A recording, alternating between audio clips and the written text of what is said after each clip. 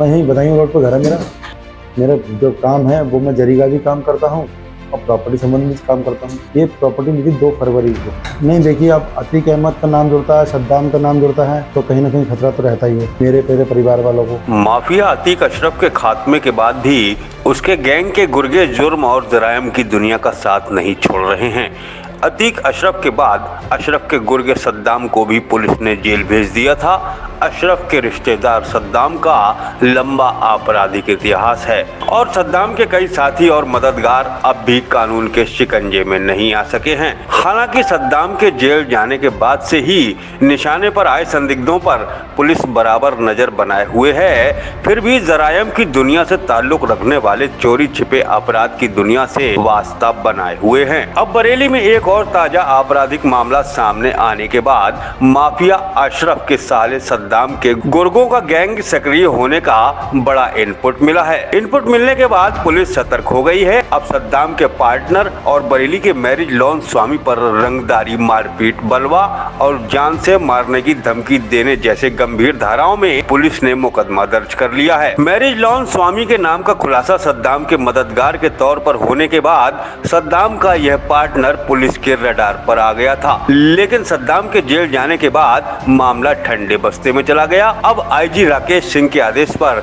इस marriage lawn स्वामी पर police ने मुकदमा दर्ज करके शिकंजा कसने की तैयारी कर ली है। बरेली के सुभाष नगर निवासी काशीनाथ ने फहम लॉन के मालिक और मैनेजर पर प्लाट कब्जाने का आरोप लगाते हुए पुलिस को तहरीर दी है। तहरीर में कहा गया है कि फर्जी दस्तावेजों के जरिए फहम लॉन के मालिक आरिफ, फारिक, फाइक और फाहम ने प्लाट पर निर्माण कराने से रोक दिया और माफिया सद्दाम के नाम से धमकाते हुए 10 लाख रुपए की रंगदारी मांगी। आरोप है कि रुपए न देने पर जान से मारने की धमकी भी दी गई। यह भी बताया कि रंगदारी की रकम वसूलने को लेकर कई बार यह लोग रास्ते में भी काशीनाथ का रास्ता रोककर धमकी दे चुके हैं। तहरीर में पीड़ित ने अतीक अशरफ के नाम का जिक्र करते हुए कहा कि अशरफ के साले सद्दाम के साथ फहम लॉन के मालिक कॉलोनी काटने का काम करते हैं। तहरीर मिलने के बाद पुलिस ने गंभीर धाराओं में मुकदमा दर्ज करके कार्रवाई शुरू कर दी है। बता दें कि बरेली सेंट्रल जेल में बंद माफिया अशरफ को ऐशो आराम की सुविधा उपलब्ध कराने में भूमिका मिलने पर अशरफ के साले बरेली निवासी सद्दाम को पुलिस और एसटीएफ की टीम ने कई महीनों की मशक्कत के बाद दिल्ली से गिरफ्तार करके जेल भेज दिया था। बरेली जेल में मनचाही बैरक और अपने साथियों के साथ रहने की सद्दाम की डिमांड के बाद जेल प्रशासन ने उसे रामपुर जेल में शिफ्ट कर दिया था। माना जा रहा था कि सद्दाम के जेल जाने के बाद उसका नेटवर्क टूट गया है और गैंग के दूसरे मेंबर भी भूमिगत हो गए हैं,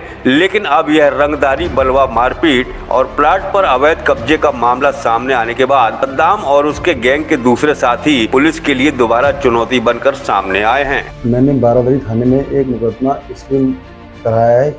मेरे पास एक काश्तकार श्यामलाल से मेरा एग्रीमेंट है कुछ जगह का, जो कि पीलीभीत रोड पर स्थित है। उसके बराबर में ही फॉर्म लॉन है, उसके मालिक से विवाद हुआ है मेरा। वो जगह काश्तकार की है और काफ़ी समय से 1 साल से मेरे साथ एग्रीमेंट है।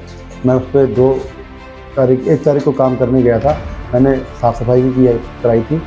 फिर 2 तारीख को दोबारा काम लगाया, तब आरिफ नाम का व्यक्ति आया। वो कहता है ये प्लॉट मेरा है। मैंने उसको पेपर दिखाए, पेपर मेरे थाने में भी पहुंच चुके, थाने में भी चेक हो गए हैं। अब उसने ये शो कर रहा है कि 339, 341 और 340 काटा संख्या का खातेदार बना के वो उस पर काबिज होना चाह रहा है, तो मेरे काश्तकार की जगह कब्जा करना चाह रहा है। और जबकि जगह मैंने उस पेपर पर चेक करा के तो ली है।